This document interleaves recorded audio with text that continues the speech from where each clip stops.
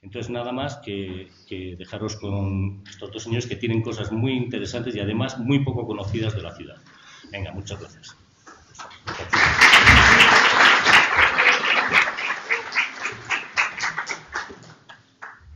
Bien, buenas tardes. Bueno, ya nos han presentado, Francisco nos ha presentado, a Fernando y a mí. Yo voy a daros una... Bueno, quisiera que fuese un poquito algo distendido, algo en lo que pudieses colaborar, porque sobre este tema siempre ha habido mucho que decir y sobre todo la gente ha tenido mucho que aportar y no os cortéis. Si alguno tiene algo que opinar y algo que aportar, no dudéis en levantar la mano y nos ponemos a ello, ¿vale? Vale, hace aproximadamente 5 años se editó el libro Los misteriosos subterráneos del castillo de Burgos, el libro que escribí con muchísimo placer, con muchísimo gusto, porque era una asignatura pendiente que tenía desde hacía muchísimos años. Y con toda la documentación que durante tanto tiempo de trabajo se consiguió sacar, pues conseguimos al final darle forma y ponerlo a disposición de todos los burgaleses y de todo aquel que estuviese interesado en informarse de uno de los valores ocultos, uno de los valores no suficientemente valorados que tenemos en Burgos, que son los subterráneos del castillo de Burgos y, por ende, el propio castillo de Burgos. Vale, pues vamos a hacer una exposición de qué es este lugar, de qué es lo que conocemos de este lugar. Vale, vamos a ello.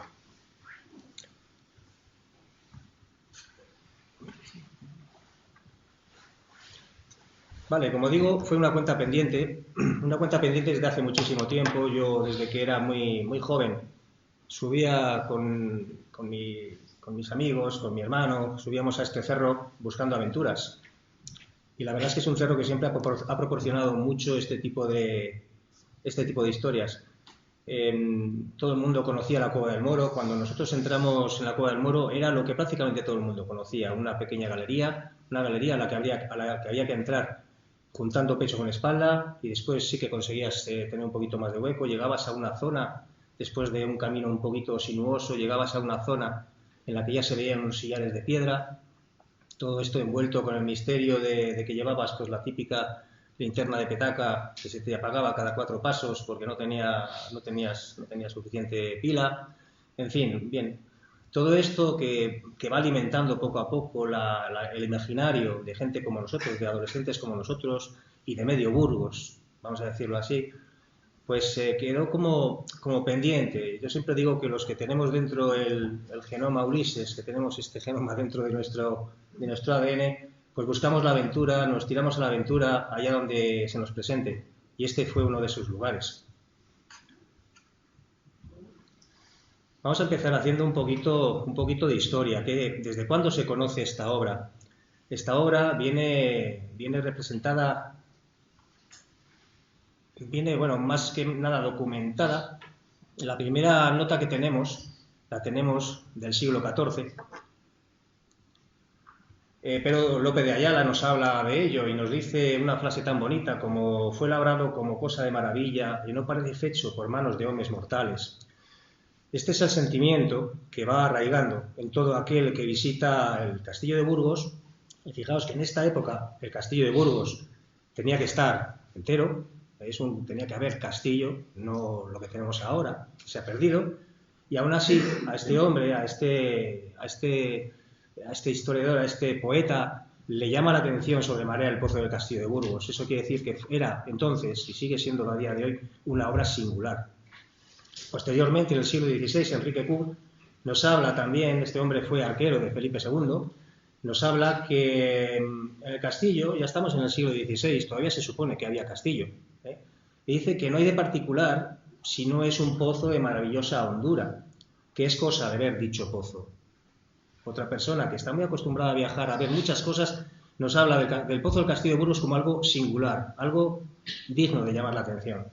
Posteriormente, siglo XVII, Mario de Villamor nos habla para que el castillo fuese más seguro y no le pudiesen tomar. Hizo su fundador cerca de su entrada un pozo tan profundo y está tan artificiosamente obrado que parece obra de encantamiento. Posteriormente ya, Pascual Madoz en el 18 nos dice que hay en lo alto un pozo cuyo albero se cree nivelado con el de la Plaza Mayor, siendo así que ocupa el punto más bajo de toda la población, se refiere a la Plaza Mayor. Quizás este dato es un dato que posteriormente corre por la población hasta el punto de decir que efectivamente el pozo bajaba hasta el nivel de la Plaza Mayor y que prácticamente el nivel del pozo era el nivel del río Arlanzón. Bueno, en fin, son cosas que posteriormente la ciencia nos las ha puesto en su justo punto y en su justa medida. Sí que es verdad que toda la teoría posterior de las galerías que se supone que bajan desde el castillo hasta el río, y esto puede dar para hablar muy largo y tendido sobre ello, se van fraguando a lo largo de todos estos años y de toda la historia. En los años 70, y luego vamos a entrar un poquito ya más pormenorizadamente en lo que tenemos anteriormente, pero en los años 70 muchos de los que estamos aquí hemos conocido la explanada del castillo como la vemos en la fotografía. La explanada donde había un montón de bloques de piedra que eran de un antiguo cuartel, traídas aquí al castillo, o sea, retornadas a su punto de origen, y vemos el resto del castillo pues como lo podemos ver ahora, un poquito ahora, pues con alguna otra instalación, unas rampas, unas protecciones, las piedras consolidadas, pero vemos que en el patio de armas y las estancias están prácticamente sin investigar, sin explorar, sin excavar. El castillo de Burgos en aquel entonces, estamos hablando de los años 70, años 80, era un lugar proscrito, un lugar al que prácticamente no se podía acudir, un lugar en el que solamente se acordaba del castillo la prensa cuando se producía algún asalto, algún robo e incluso algún asesinato. Fijaos, este agujero que vemos aquí es una de las muchas oquedades que hay en el castillo, uno de esos muchos agujeros en los que, bueno, a día de hoy ya se pueden entrar muy poquitos porque están cegados, están tapados, pero que ahí están. Y que seguramente, y siempre que hablo de... Aquí no se puede hablar de ninguna certeza, porque lamentablemente no se puede constatar la fecha exacta de ninguna excavación. En este caso, probablemente es una de las excavaciones que se produjesen seguramente en la guerra de sucesión en la guerra civil de Pedro I el Cruel con Enrique de Trastámara, o bien en la guerra de sucesión entre Isabel la Católica y Juana la Beltraneja. En ambos conflictos se produjeron cavas, se produjeron minas de asalto en el castillo de Burgos. Por dentro, lo que podemos ver son cosas como estas, galerías excavadas a lo largo de mucho tiempo, en diferentes épocas, y luego vamos a entrar más pormenorizadamente en el proceso de esta excavación, no excavación, de esta limpieza que se produjo a finales de los años 90. Vale, vamos a entrar en una época que genera mucha documentación sobre el castillo. Genera mucha documentación porque aquí tenemos parte de ella. Primero, la Guerra de la Independencia. La Guerra de la Independencia todo el mundo sabe, hay investigadores, historiadores que lo han trabajado muy bien este tema y que lo conocen mejor que yo, pero sí que se documenta en varias ocasiones el pozo del castillo de Burgos. Es más, tenemos la suerte de ver alguna obra pictórica en la que sale el patio de armas del castillo con una protección del pozo. Los franceses nos cuentan qué es lo que hacen en el pozo, cómo lo limpian, si llegan o no llegan al agua, efectivamente, que el agua es limpia, que es buena para dar de beber a la guarnición. Pero no solamente es esta intervención la que hacen los franceses en el castillo de Burgos. Los franceses intervienen de forma general en todo el castillo de Burgos, cambian su fisonomía, cambian no solamente su aspecto exterior, también su aspecto interior. Y luego en la última etapa de control francés del castillo de Burgos, pues también lo cavan para colocar cargas explosivas y hacerlo volar absolutamente por los aires, que es lo que finalmente hicieron. Algunas de estas excavaciones, algunos de estos hornillos, que sirven precisamente para... Luego vamos a ver una representación, un dibujo de uno de ellos, sirven precisamente para demoler los muros y para demoler toda obra que queda en el castillo de Burgos. Lo consiguieron prácticamente en un 95%. Únicamente no consiguieron volar el Pozo del Castillo.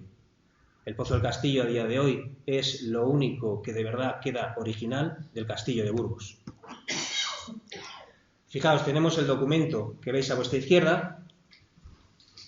2 días después de la voladura, 3 días después de la voladura del Castillo de Burgos, el corregidor Tomás Calleja pide a la ciudad de Burgos que todo aquel que estuvo trabajando con los franceses se aproxime al castillo con sus herramientas para empezar a desescombrar, para empezar a limpiar el Castillo de Burgos.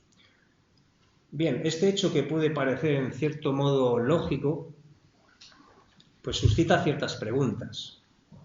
La primera de ellas es la urgencia que había en desescombrar el castillo cuando estaba totalmente derruido. Sí que es verdad que tapó aparte de la guarnición francesa, les pilló la voladura y eliminó prácticamente a cerca de 200. Pero, y lo comenta bien también Cristina Borreguero en un artículo, que no se entiende el por qué hay tanta urgencia, como que hubiese algo más, como que no solamente fuese el quitar piedras, el quitar escombros, bueno, en fin. Es uno de estos documentos que nos dejan un poquito perplejos, sobre el que también tendremos que seguir estudiando para ponerlo en contexto no solamente histórico, también en contexto de la motivación que hubo para poder realizar esta excavación tan urgente. Fijaos, posteriormente en el siglo XX es una referencia obligada la de Isidro Gil, Memorias históricas de Burgos y su provincia, año 1913. Sobre el castillo escribe varias cosas, pero sobre todo nos deja un relato inestimable sobre el Pozo del Castillo de Burgos y nos cuenta la aventura de dos soldados que están en la guarnición del castillo y que posteriormente deciden emprender una aventura abriendo la puerta del garitón que cubría el pozo, y así nos lo cuenta, y se meten con unas antorchas de sebo, me imagino que será unos tipo candil, algo parecido, y se meten y narran su posterior aventura. Y en el año, Isidro Gil nos remonta al año 1852, que sucede esto, y nos cuenta cómo estos soldados estuvieron perdidos por unas galerías que unas veces subían, otras veces bajaban. Después de bajar un caracol, se meten en una galería que tiene desprendimientos, que está hundida en parte. Bien, este relato, si algún día tenéis oportunidad, es una delicia leerlo, porque si lo leéis es porque os gusta todo esto, y si os gusta todo esto vais a disfrutarlo. Y también es uno de esos relatos que nosotros, pues hombre, hemos tomado muy en cuenta a la hora de intentar justificar todas las galerías que hemos encontrado ahí abajo. Aquí veis una fotografía de esta galería, probablemente, y siempre hablamos en probabilidad, probablemente la galería por la cual se metieron estos dos soldados. Es una galería muy importante en el complejo subterráneo porque a día de hoy es la galería más importante que queda por excavar. Es una galería en la que hemos avanzado exclusivamente 25 o 30 metros, se paró la excavación en este momento, esa galería continúa, está hundida y no sabemos dónde lleva. Esta galería es muy importante, el poder descubrirla, el poder investigarla, el poder saber para qué está ahí, porque es una galería antigua, es una galería que ya estos soldados, estamos hablando de mediados del siglo XIX, ya se la encuentran hundida. Esta galería ya es vieja entonces. Es una galería que muy fácil la podemos llevar prácticamente hasta la época del control francés. Y bueno, ahí podemos seguir haciéndonos muchas preguntas. ¿Para qué los franceses hicieron esta galería? Y en fin, ¿vale? Fijaros, esto es un poquito cómo se encuentran las galerías que en la época en la que estuvimos ahí los bomberos trabajando, cómo encontrábamos estas cosas. Y si os dais cuenta, esta es la galería que hemos hablado. La galería que habéis visto apeada antes es esta misma galería. Si os dais cuenta, tenemos un nivel de escombro importante, que en un principio, este nivel de escombro que ahora mismo veis aquí, llegaba hasta, bueno, en fin, solamente de este punto se sacaron más de 150 metros cúbicos de tierra. Fijaos, se conecta con el resto del desarrollo y dentro se pueden ver incluso todavía restos de los apeos que tuvieron entonces. Restos de estos apeos que, ¿cuándo fueron puestos? Pues bueno, la aventura. Fueron puestos probablemente en la excavación del año 25 que emprendió el ayuntamiento, que retomó el ayuntamiento del general Centeno, del ayuntamiento. Es una incógnita, no sabemos realmente de cuándo son estos apeos. Lo que sí que es cierto es que esta galería fue una galería muy importante. Así como otras galerías no tenían ningún tipo de apeo, esta sí. ¿Por qué? Pues porque el terreno también lo requiere. El terreno aquí no es un terreno enterizo, no es un terreno que se mantenga, que se sostenga. Es un material en diferentes estratos muy finos y tiene desprendimientos de forma frecuente y por esto de ahí la necesidad de apearlo. Bien, ahí lo dejo. Es una galería importante que queda por descubrir, que queda por investigar y que no sabemos dónde nos lleva ni sabemos qué es lo que hay al otro lado. En el Pozo del Castillo, muchas veces, según estábamos trabajando, se acercaba gente de la población y nos iban dando pues, pequeñas perlas de información. Una de ellas es que alguien nos contó que se había tirado gente al Pozo del Castillo, que les habían pegado un tiro y según iban cayendo, pues después se echaron piedras encima y tal y cual. Bueno, lo que sí que es verdad que nosotros no descubrimos nunca cadáveres enteros en el Pozo del Castillo. Y el nivel de escombro que llegamos a detectar probablemente viniese como muy antiguo de la Guerra Civil, precisamente. Y sí que encontramos estos restos humanos, que estaban debajo de grandes bloques de piedra. No era un esqueleto completo, sí que igual es lo que quedó después de sacar algún cuerpo entero, y esto también nos remonta a unos artículos también muy interesantes del Diario de Burgos del año 29, de 1929, que se titulaban precisamente, es una serie de artículos, los misterios del Pozo del Castillo de Burgos, los misteriosos subterráneos del Castillo de Burgos, y de ahí el título de este libro que en su día publicamos. También nos hablan de que se encontraron unos restos, que al final se hizo una investigación de quién pudiera ser, de dónde pudiera venir. Al final suscita cierta polémica a nivel mediático en aquella época, que también es muy interesante leer, sobre todo porque nos va dando ciertos fragmentos de información importante a la hora de saber cómo estaba el Pozo del Castillo de Burgos y cómo estaban los subterráneos del Castillo de Burgos en aquella época. La información que se ha podido conseguir es muy poca, está muy poquito documentado, pero yo creo que al menos un esbozo de cómo podía estar a lo largo de la historia sí que hemos conseguido sacar. Bueno, entramos de lleno, voy rápido porque tampoco tenemos mucho tiempo, Fernando también tiene que hablar. Y estamos aquí casi con crono, para que podamos hablar los dos y podamos decir lo que queremos decir. Vale, un personaje imprescindible en la historia del Castillo de Burgos y en la historia de los subterráneos del Castillo de Burgos, el general Centeno. El general Centeno fue un personaje que no ha dejado indiferente a nadie. Todo el mundo ha opinado de él, unos muy bien, otros muy mal, otros menos bien.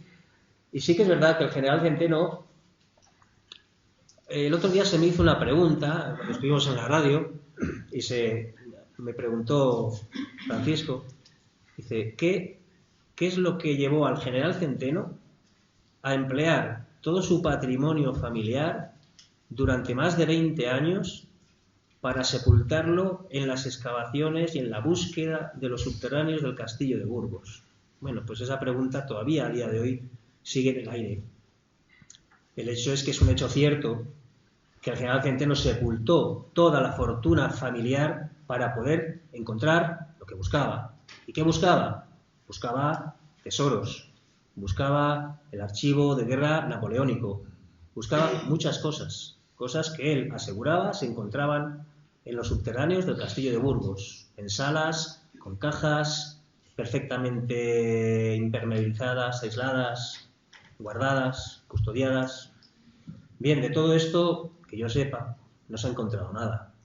Pero también puedo deciros que este hombre no era ningún loco, no era una persona con desequilibrios mentales. De hecho, sí que os invito a que leáis la crónica, el artículo que se le hace, la entrevista que se le hace en el año 1966, con 100 años de edad, y el periodista habla con él de todo esto, y tiene una lucidez impresionante.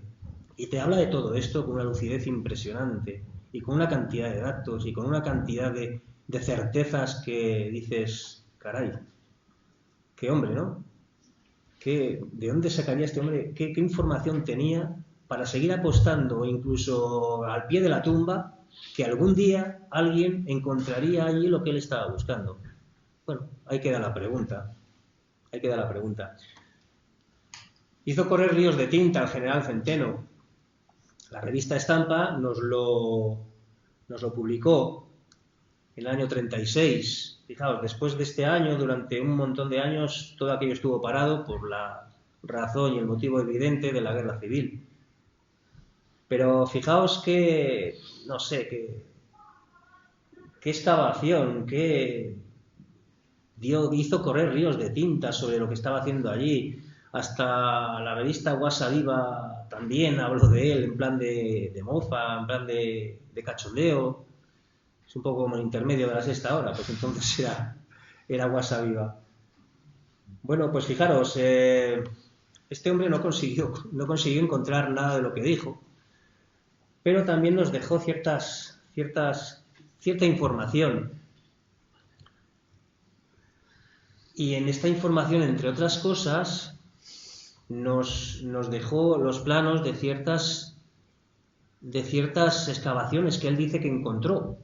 Nos hizo un plano de la galería del tercer nivel, de la bóveda, que posteriormente es en la que nosotros entramos y solamente conseguimos unos 20-25 metros de desarrollo. Es decir, nosotros no conseguimos llegar al nivel, al punto en el que lo dejó el general Centeno. Eso todavía queda 30 metros más allá de donde nosotros conseguimos llegar en esta galería. El general Centeno también nos dijo que había encontrado, fijaros lo que son las cosas, había encontrado una mastaba. Bueno, las pirámides son el túmulo superior de las mastabas, que en un principio, en origen, es una excavación, es un rectángulo excavado en profundidad, donde se dejaba la cámara de las ofrendas y posteriormente la cámara sepulcral. ¿Y por qué nos habla el general Centeno de una mastaba en el castillo de Burgos? Fijaos, poneos un poquito en contexto. Año 1925. Hacía 3 años que se había descubierto la tumba de Tutankamón. Y aquello fue una convulsión arqueológica a nivel mundial. El descubrimiento de la tumba de Tutankamón lo revolucionó todo. ¿Y cómo se hacía la arqueología en aquella época? Un poquito para justificar también al general Centeno, ¿no? ¿Cómo se hacía la arqueología? La arqueología se hacía buscando tesoros. Eso es lo que se hacía. Es lo que hizo Schliemann al encontrar Troya y el tesoro del Atrio, Micenas. Es lo que hicieron Carter y Carnarvon a la hora de encontrar la tumba de Tutankamón. Iban buscando eso, tesoros. Y el general Centeno también, buscando tesoros. Unos lo encontraron y otros no. Pero hay muchos que se han quedado por el camino. Pues fijaos, este es el plano de una de esas mastabas que el general Centeno encontró en el patio del castillo de Burgos. Y curiosamente es que estos pozos existen y están ahí. Son mastabas. Yo, sinceramente, cuando encontramos uno de estos pozos de 30 metros de profundidad en la misma cueva del Moro, si últimamente alguien ha bajado aquí, a la entrada de la cueva, después de la reja, hay un pozo rectangular de 30 metros. Eso es uno de estas excavaciones. Lo que yo, sinceramente, siempre pensé que ese pozo lo había hecho el general Centeno. Igual hay que reformularse. Si el general Centeno nos dice que él lo encontró ya hecho, pues habría que reformularse otra vez las preguntas, ¿no? Ya digo, esto es un enigma impresionante. Bueno, y llegamos nosotros, los bomberos. ¿Cómo entramos los bomberos a...? Es una pregunta, ¿verdad? ¿Cómo entran los bomberos a excavar en un subterráneo en el castillo de Burgos. Hombre, pues porque no se preparó. Esta intervención no se preparó. Esta intervención fue un tanto casual. Cuando aquí es donde intenté resolver esa cuenta pendiente que os he dicho al principio. Cuando me entero que el Ayuntamiento de Burgos, yo soy funcionario del Ayuntamiento de Burgos, soy bombero, y yo me entero que el Ayuntamiento está preparando un plan de intervención en el castillo de Burgos, me quedaba aquella cuenta pendiente de la cueva del castillo de Burgos. Entonces, claro, no podía por menos que intentar hablar con el responsable, que en este caso fue el concejal José Sagredo, y hablar con él sobre este tema. Claro, yo cuando empecé a exponerle lo de la Cueva del Moro, que habría que mirar, que habría que intentar, porque a ver hasta dónde llega esto, a ver qué es, a ver, hay que intentar investigar sobre esto, claro, se le abrieron los ojos así de grandes y todo lo que en un principio eran dudas en mí, luego al final fue todo bien acogido, fue empezar a movernos, empezar de forma totalmente un poquito de aquella manera, venga, pues vamos a empezar a ver qué hay, no sé qué, no sé qué, bueno, en fin, las cosas se hacían de otra manera.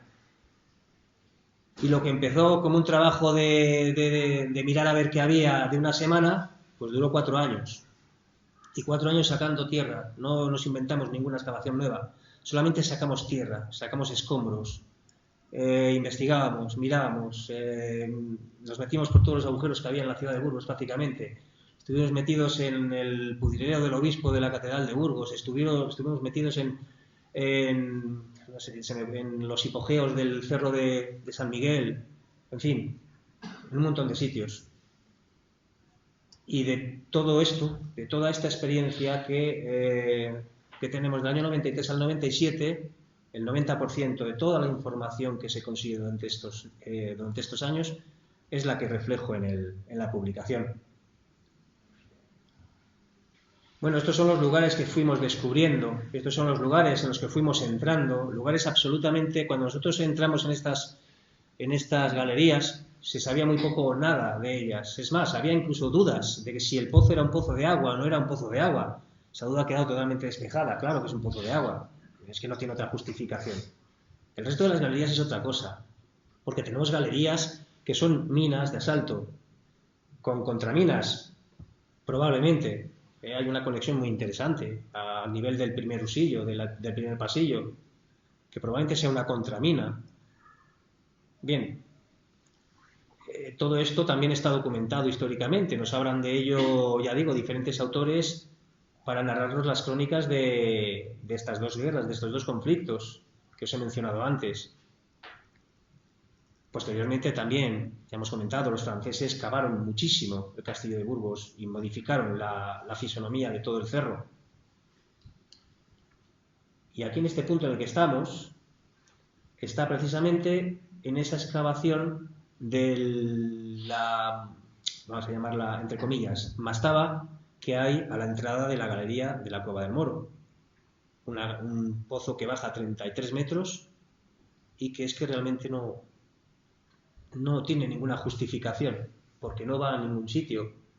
Tiene galerías intermedias que se cortan, o sea, es una cosa bastante peculiar. Y para que os veáis también un poquito idea de qué es lo que hay por ahí abajo, mirad, tenemos aquí, este es el plano general de lo que es a día de hoy todo ese complejo subterráneo. Si tenemos en cuenta que el pozo lo tenemos aquí, ¿vale? Tenemos la entrada de la Cueva del Moro aquí, y todo esto hacia el norte, ¿vale? Estas escaleras que vemos aquí son las que hemos visto fotografiadas por la revista Estampa, que hizo el general Centeno para seguir su excavación. Aquí tenemos la entrada a la Cueva del Moro, y aquí fijaros, un poquito por encima, os lo voy a decir, ¿vale? Esta es una galería, esta es otra diferente, a pesar de que conecte aquí. Esta galería viene del exterior, entra aquí, bifurca en dos, con idea de llegar al pozo por dos sitios diferentes. Aquí la dejan cortada y continúan todos los esfuerzos de excavación por aquí, ¿vale? Aquí muere esta galería, aquí. Y esta galería se conecta con esta otra pequeña galería desde el pozo hacia ella. Esta es la mina y esta es la contramina. Y dice la crónica que en el castillo de Burgos se produjeron terribles combates subterráneos, precisamente para que los del castillo no perdiesen el control del pozo de agua. Hay técnicas muy interesantes de detección de minas, las minas se pueden hacer únicamente para meter tropas militares dentro de una fortaleza, se pueden hacer para derribar muros de murallas, torres enteras de murallas, se pueden hacer para, en este caso, para controlar un punto sensible, que en este caso es el pozo del castillo. Controlando el agua, tienes la plaza tomada. Y este es el motivo principal de esta excavación, de esta mina. Lo cual no quiere decir que todo esto sea contemporáneo a todo esto, que va, no tiene nada que ver. No se hacen en la misma época, el sentido de unas galerías no tiene nada que ver con el sentido de otras, la función tampoco, en fin, es un compendio de dudas y de enigmas bastante interesante. Bueno, ya me queda poco, ya voy poco a poco.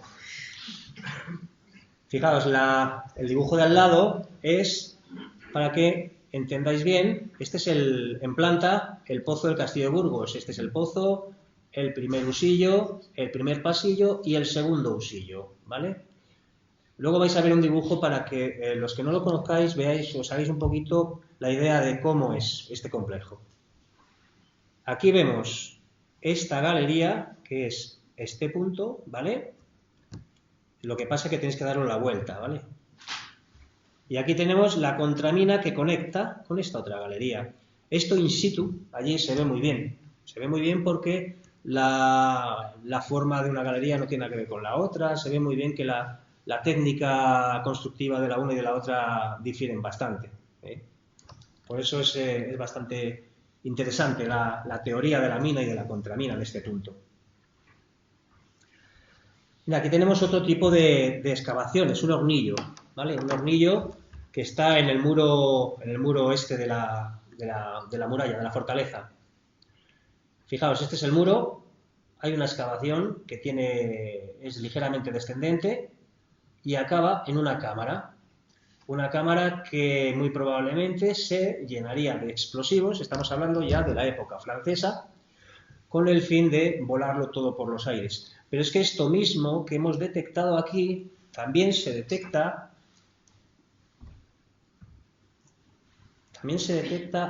aquí.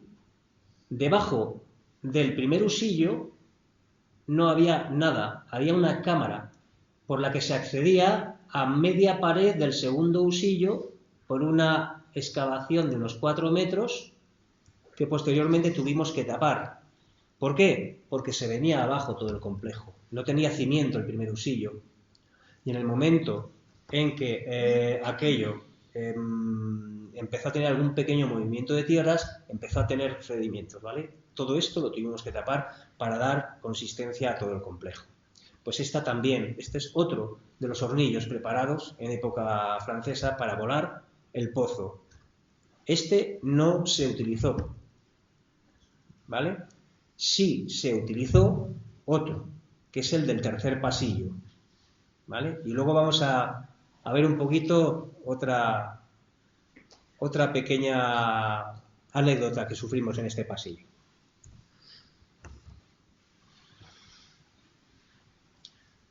Fijaos, el dibujo de la derecha es lo que nos hace ver un poquito cómo es, de forma general, todo el complejo del pozo con su cilindro central y las escaleras de caracol, que 10 metros, pasillo, 10 metros, pasillo, 10 metros, otro pasillo, ¿vale? Así hasta llegar a una profundidad de 63 metros, profundidad donde está el agua, ¿vale? Son 6 usillos, 6 escaleras de caracol conectadas entre ellas por pasillos que de forma perimetral van profundizando en el cerro hasta llegar al fondo del pozo.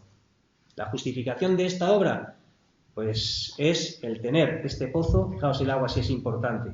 Esta es una obra única. Que yo conozca, no hay nada parecido a esto. Está aquí en Burgos, lo tenéis aquí al lado de casa. Es una obra probablemente del siglo XIII. ¿Por qué? Pues porque las marcas de cantero, el tipo de construcción, es una obra realmente austera, es muy militar, es muy espartana, no tiene grandes florituras. Es más, se nota cómo al principio, sobre todo, readaptan las cosas para que les salga bien. O sea, no tienen un planteamiento ni un proyecto claro de cómo hacerlo. Van a ensayo de error a ver si les funciona. O sea, que es que no hay sobre esto mucha experiencia de quienes construyeron esto, ¿vale?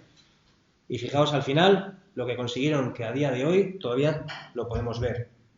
Dentro de 30 años no lo sé, porque tiene un nivel de deterioro bastante importante. Y a ver si hasta ahora nos ha llegado y a partir de ahora nosotros no somos capaces de conservarlo, que puede darse el caso. Bueno, fijaros, estas bolas, recordadlas, porque hablaremos sobre ellas. A ver, un segundo. Bien. Estas bolas son las que nos tenían preparadas en un punto en el que al entrar en una galería habían preparado una trampa. Os tengo que confesar que la diapositiva de la trampa estaba al lado de esta, pero ha desaparecido. No sé qué ha pasado. Ha desaparecido, estaba justito al lado y ha desaparecido. Entonces, no sé, los trasbus o quien sea que nos están aquí haciendo estas ñapas.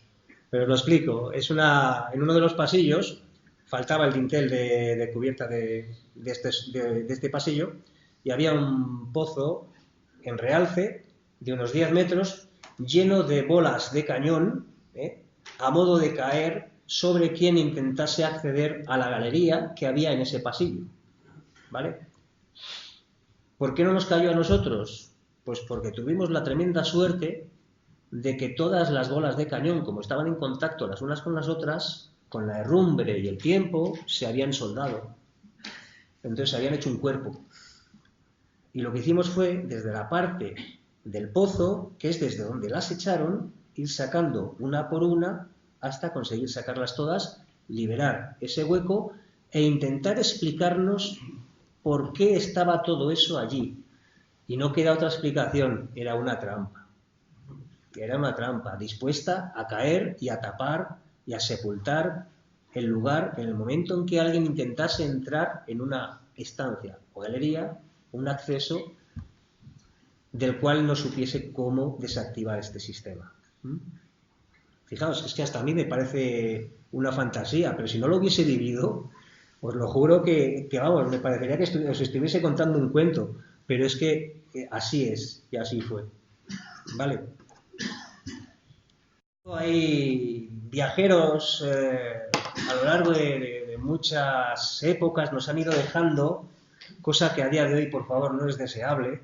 No vayáis por los sitios dejando vuestra impronta, ni dejando vuestro nombre, ni dejando a quién amáis y a quién dejáis de amar, porque eso ya no es arqueología, eso es un maltrato hacia el patrimonio impresionante. Pero a día de hoy sí que es verdad que podemos disfrutar de todos estos antiguos viajeros que nos precedieron, que nos han dejado su firma, y de esto que veis aquí, pues nada, dentro de poco seguramente podréis leer alguna otra historia, porque este pozo nos está dando pequeñas sorpresas, nos da de vez en cuando, nos suelta una perlita, un hilito del que empezamos a tirar hasta que ese hilito se termina y esperamos a que llegue otro hilo en algún punto y podamos seguir tirando de él.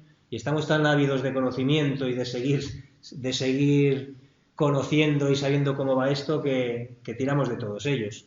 Y este es uno de esos hilitos. Ya aquí os lo dejo, que dentro de poco probablemente sepáis a qué me refiero si estáis atentos a las noticias que salgan sobre el Pozo del Castillo. Bueno, y fijaros, esta es una teoría porque también hubo mucha polémica en su momento. ¿Cómo vamos, Fernando, de tiempo? Bien. Sí. Vale, genial. Sí, vale, termino ya en breve, 5 minutos. Una de las posibilidades que yo creo que es la más acertada, de cómo se pudo construir este pozo. Fijaos, es tan impresionante esta obra, es tan impresionante verla construida, que imaginar cómo la construyeron es todavía más impresionante. Porque no podemos dejar de imaginarnos un pozo de unos 8 metros de diámetro en el centro del castillo, de 65 o 63 metros de profundidad. Imaginaos lo que aquello era. Pues la teoría constructiva principal es esta. Ese pozo, perfectamente entibado, con estructuras cada X, es decir, cada 2, cada 4, cada 6, para dar solidez a todo el conjunto, porque tenéis que tener en cuenta que el terreno del cerro, no todo es la roca caliza que tenemos arriba, ni todo es los 12 metros de margas que tenemos debajo de esa roca caliza. Luego tenemos un montón de estructuras en diferentes estratos, muy finos, muy poco consistentes, y todo ese terreno hay que sujetarlo, y esta es la manera de sujetarlo, ¿eh? Y los desgraciados que tuviesen que bajar abajo a empezar a poner las primeras piedras, pues imaginaos cómo bajaban, con la grúa probablemente.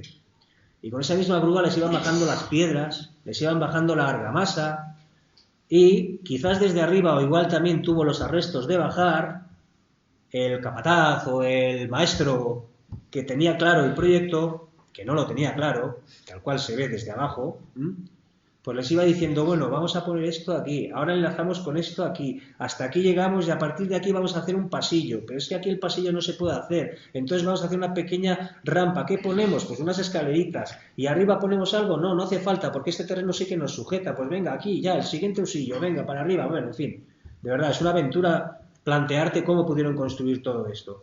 Estamos hablando de una época que probablemente fuese el siglo XIII, y hablamos con probabilidad. ¿Por qué? Por las marcas de cantero. Los canteros nos han ido dejando marquitas que se han cotejado, hay un estudio muy interesante de Luis María García Castillo y de Néstor Pavón también, hablo de todo esto, de las marcas de cantero, que nos hacen un poquito enlazar la obra del Pozo del Castillo de Burgos con unas cuantas obras muy típicas, que marcaron época en Burgos del siglo XIII, y se me ocurre la de la propia catedral, También se me ocurre el monasterio de las Huelgas.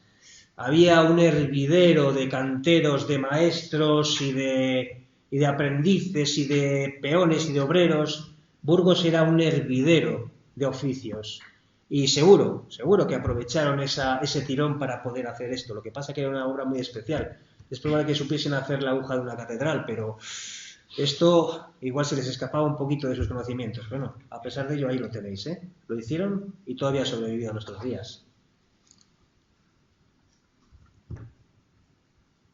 Vale, fijaros, esto es interesante, porque más o menos esta es la teoría popular que ha corrido sobre las diferentes galerías, que desde el Castillo de Burgos, ¿qué es esto? Esto es principios del siglo XX. Este es el Pozo del Castillo, y aquí tenemos la Cova del Moro, y aquí, fijaros, eso ya licencias que me tomo, De la galería del tercer nivel sacamos, como de forma un poquito, a ver, teórica, es una teoría, se conecta con el resto de la ciudad. ¿Que esto fuese posible en algún momento? Puede ser. ¿Que desde hace varias décadas a hoy no es posible? También os lo garantizo. ¿Por qué? Pues porque esta posible comunicación, sobre todo de la parte baja de la ciudad, ha sido cortada por muchas obras de infraestructura urbana, canalizaciones, el colector de la calle de la Paloma, que no olvidemos que es una zanja tremenda que nos parte todo el casco histórico de Burgos, en la parte más baja, cimientos de edificaciones, calles nuevas, en fin, todo esto nos hace cortar esta posibilidad. Sí que es verdad que la propia catedral tiene en la parte baja de la calle Fernán González, tiene un túnel que va por toda la calle Fernán González, que va de un lado a otro de la catedral, desde la Plaza Santa María hasta Las Llanas, ¿vale? Pero ese túnel tiene una explicación, también lo recorrimos en su momento. Tiene una explicación y es una zanja de saneamiento para evitar que las humedades del cerro repercutan sobre la obra de la catedral, sobre los muros de la propia catedral, ¿vale? Y hay muchas más cosas por ahí que no os voy a contar para que no os aventuréis. Pero hay muchas, en Burgos, hay muchos agujeros y todos los que salgan espero que se cuente conmigo para investigarlos. Fijaos, otro agujerito en el que también estuvimos, los hipogeos del Cerro San Miguel. Aparecieron por aquella época unos cuantos agujeros con unas cámaras subterráneas llenas de ataúdes. Fijaros, una cámara, dos cámaras y debajo de esta otra cámara más. 7 ataúdes. Pero alguien fue más listo que nosotros, porque cuando nosotros fuimos, se descubrió, lo vimos. Cuando al día siguiente fuimos a documentarlo, y documentarlo me refiero a echar fotografías, medir un montón de cosas, fuimos con las arqueólogas, pues lo que había, después de haber estos 7 féretros, solamente recuperamos esto. 4 tablones de los ataúdes, huesos muy dispersos y algún otro elemento que no os voy a contar porque es bastante desalentador, ¿vale? Bueno, que sepáis que también tenemos muchas cosas de estas que están todavía por ahí, por descubrir y por investigar. Que viva la investigación, señores. Ya por último, ya únicamente deciros que también el Castillo de Burgos tiene otras instalaciones para poder dotar de agua a la guarnición que allí se instale. Y tiene dos aljibes. Fijaos, este es el que llamamos aljibe pequeño y este es el que llamamos aljibe grande. Están los dos transformados, reformados, están manipulados, es decir, hay muros, se cortan en un punto. Y sobre este otro aljibe a mí sí que se me suscitan ciertas dudas, que yo creo que Bea seguro que se acuerda de las dudas que tengo yo a este respecto, y que algún día estas dudas seguramente se resuelvan, a ver si lo veo yo. Pero bueno, recordad los que estáis aquí que cuando se excave este aljibe lo mismo nos da alguna sorpresa, ¿vale? Bueno, y nada más, yo ya dejo paso a Fernando, muchas gracias. Este es el cuadro que os decía, fijaos qué maravilla el cuadro, de cómo se representa una batalla en el castillo de Burgos. Las tropas de Wellington están asediando el castillo de Burgos, están atacándolo, el castillo se está defendiendo, están dentro los franceses. Fijaos, esto es lo que llamaban el Palacio de Alfonso X, que es lo único que queda, es la torre del homenaje del castillo con sus arcadas góticas. En fin, esto viene representado en varias representaciones. Y esta estructura que veis aquí, en forma de tienda de campaña con maderos, haciendo así una cubierta a 2 aguas, aquí está el pozo. Esto lo hacen para tapar el pozo de todo el movimiento de polvo, de explosiones, esquirlas, un montón de cosas que pueden caer al agua. Protegen el agua, que ellos van a beber. ¿Vale? Y nada más. Muchas gracias por haberme escuchado y por haber tenido la paciencia de aguantar. Te quería hacer una pregunta. Cuando has hablado de la construcción del pozo, hablabas de que bajaron y fueron construyendo de abajo hacia arriba. Sí. ¿Hay algún tipo, se ve algún tipo de soporte? ¿Esa obra tiene base? ¿O sea, está apeada en el pozo se sustenta sobre terreno natural, sobre un nivel de canto rodado, que es el que genera el acuífero, el manantial. A pesar de eso, el pozo cada 2 metros, 2 metros y medio, tiene mechinales para montar una estructura y levantar la porción siguiente de pozo. Eso es lo que más nos hace pensar, casi con toda seguridad, que el pozo fue levantado de abajo arriba. Es que la posibilidad de hacerlo al revés a mí se me complica bastante, y sí que hay algún técnico que ha dicho que sí que es posible, pero que, bueno, en fin, yo sinceramente por lo que se ve allí y por los indicios que el propio pozo nos da, yo creo que está casi seguro que se construyó de la forma que hemos visto. Es que en el dibujo, en uno de los dibujos que has presentado, aparece el pozo, y abajo del todo se ven unas piedras como si desprendidas. Sí, bueno, eso tiene un secreto. Es que cuando hice ese dibujo todavía no habíamos llegado al fondo. Luego ya llegamos al fondo y se vio que el pozo efectivamente tiene un brocal de un tipo de cimiento un poquito más ancho. El final, yo creo que el último metro es un poquito más ancho que es un cimiento para soportar el resto de la pintura. Gracias. Muy bien.